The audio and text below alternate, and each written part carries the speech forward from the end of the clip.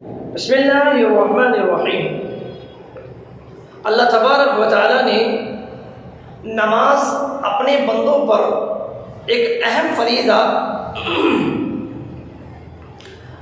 عائد کیا ہے، اور نماز کی درستگی کے لیے اور ادا کرنے ہونے کے لیے وضو کو شرط قرار دیا ہے۔ تو اگر ہماری وضو ہوگی تو تب نماز صحیح ہوگی۔ ناقض وضو کئی چیزیں ہیں، بعضی چیزیں ایسی ہیں کہ ہمیں معلوم نہیں ہوتا کہ ہماری وضو ہے یا نہیں ہے، اور ہم نماز پڑھ لیتے ہیں تو پھر ہماری نماز نہیں ہوئی۔ تو اس چیز کا بھی علم ہونا چاہیے کہ ہماری کون کون سی چیزوں سے وضو ٹوٹ جاتی ہے۔ تو وضو ٹوٹنے کے اندر ایک چیز ہے کہ انسان کا سو جانا۔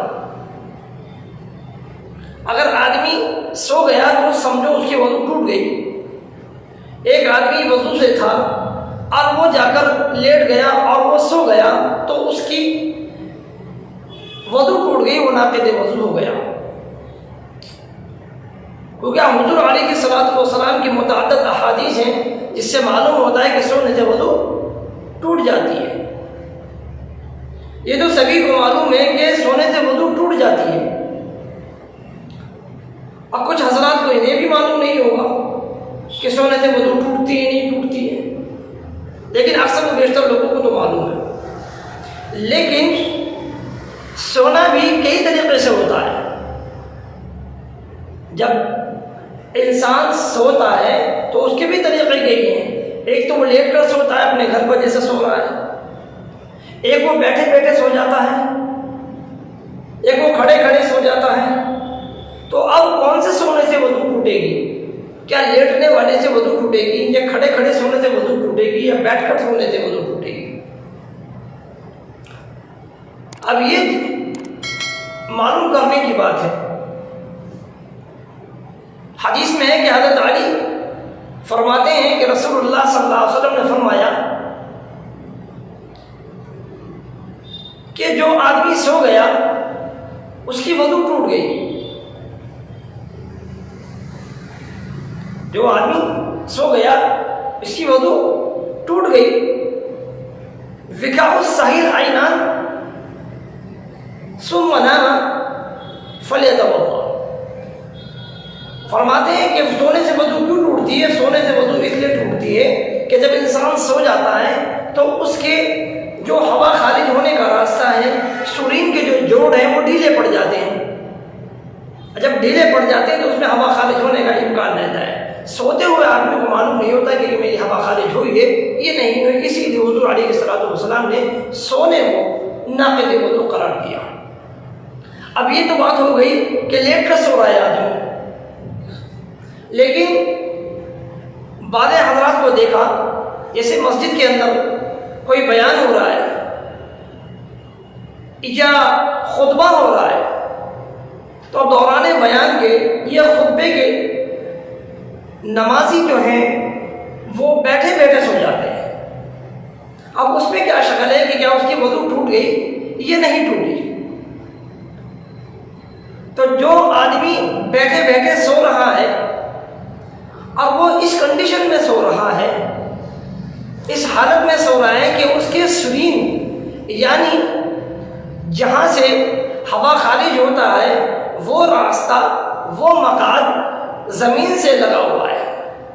اگر زمین سے ٹکا ہوا ہے اور وہ آدمی سو گیا، لیکن جب اس کی آنکھ کھلی تو وہ اسی انداز میں بیٹھا ہوا تھا جس طریقے سے وہ سویا تھا، تو لہذا معلوم ہوا کہ اس کی ہوا خارج ہونے کی جو جگہ ہے وہ اپنی زمین سے نہیں ہلی، زمین سے الگ نہیں ہوئی، تو وہ ناقض وضو نہیں ہے۔ اس صورت کے اندر اس کی وضو باقی ہے اور رہے گی۔ لیکن اگر کوئی آدمی اس انداز میں سویا کہ اس کی شرین زمین پر ٹکی ہوئی ہوتی، لیکن جب اس کی آنکھ کھلی تو اس کا بیٹھنے کا انداز و طریقہ الگ تھا، وہ حصہ جہاں سے ہوا خارج ہوتی ہے وہ حصہ زمین سے اٹھ گیا تھا، یا اس نے ایک پیر کھڑا کر لیا تھا یا ٹیک لگا لی تھی کسی چیز پر اور وہ حصہ اس کا ڈھیلا پڑ گیا۔ اگر اس کنڈیشن کے اندر آدمی سو گیا تو وہ ناقض وضو کہلائے گا۔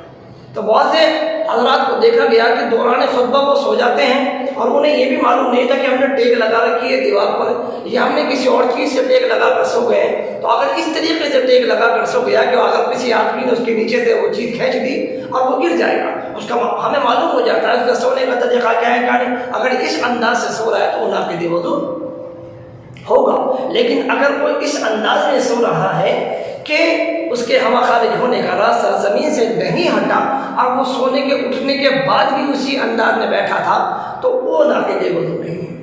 کیونکہ اس سلسلے کے اندر بھی روایت حضرت انس رضی اللہ تعالی عنہ کی صحیح روایت منقول ہے. وہ فرماتے ہیں کہ کان اصحاب رسول اللہ صلی اللہ علیہ وسلم ينتظرون العشاء, کہ صحابہ کرام رضوان اللہ علیہم اجمعین حضور علیہ الصلوۃ والسلام کے انتظار میں عشاء کی نماز میں بیٹھے رہتے تھے کہ کب حضور باہر تشریف لائیں گے اور عشاء کی نماز پڑھائیں گے.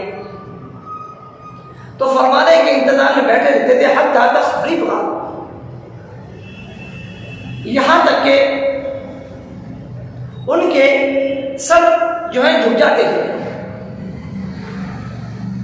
ان کے سر جو ہیں وہ جھک جاتے تھے اور نیند کا غلبہ اتنا ہو جاتا تھا کہ ان کو اونگ اس طریقے سے آتی تھی. لیکن جب حضور علیہ الصلوۃ والسلام حجرے سے تشریف لاتے تھے تو ثم یصلون, تو صحابہ کرام ان کے ساتھ نماز پڑھ لیا کرتے تھے. ولا یتوضا, فرماتے اور وضو نہیں کیا کرتے تھے. تو معلوم ہوا کہ صحابہ اس انداز میں بیٹھے ہوں گے کہ آپ کی جو ہوا خارج ہونے کا راستہ ہے وہ زمین پہ متصل ہوگا, ملا ہوا ہوگا, وہاں سے ہٹا نہیں ہوگا. تو اگر اس حالت میں بیٹھا ہے, اس طریقے سے بیٹھا ہے, تو ناقض وضو نہیں ہے. اس صورت میں وہ باوضو رہے گا اور نماز ادا کر لے گا. اس روایت کو ابو داؤد نے بھی اور ترمذی نے بھی نقل کیا. اور ترمذی کے اندر بلکہ یہ نامونہ کا الفاظ استعمال ہے کہ صحابہ حضور کے انتظار میں اس حد تک بیٹھے رہتے تھے کہ آپ سو جایا کرتے تھے, آپ کے اوپر نیند کا غلبہ ہو جایا کرتا تھا. تو بیٹھنے کا طریقہ ان کا وہی تھا. تو فرما رہے ہیں کہ آپ پھر وضو آتے اور نماز پڑھاتے اور صحابہ وضو نہیں کیا کرتے تھے. تو معلوم ہوا کہ اگر اس انداز میں بیٹھا ہے, اس انداز میں بیٹھا ہے کہ وہ مقعد کا جو حصہ ہے, جو سرین کا حصہ ہے, وہ زمین سے نہیں ہلا, زمین سے بالکل نہیں ہٹا, تو وہ ناقض وضو نہیں کہلائے گا. لیکن اگر البتہ وہ زمین سے ہٹ گیا اور انسان نے اپنی بیٹھنے کی جو حیبت اور طریقہ ہے وہ بدل دیا اور اس وجہ سے سرین کا حصہ زمین سے ہٹ گیا, تو اس صورت میں وہ ناقض وضو کہلائے گا. اگر انسان اس طریقے سے مسجد کے اندر دوران خطبہ, دوران تقریر وغیرہ کے یا بعض نصیحت سننے کے اور اس کے بعد پھر نماز ہوتی ہے, تو اس کو چاہیے کہ اگر اس انداز میں وہ سویا ہے تو اس کو چاہیے کہ وہ وضو کرے, کیونکہ اس طریقے سے بیٹھنے پر وہ ناقض وضو کہلائے گا. اور اگر اس کا مقصد نہیں تھا تو وہ ناقض وضو نہیں ہوگا. تو لہذا ان باتوں کا دھیان رکھنا چاہیے اور اس کے اوپر عمل بھی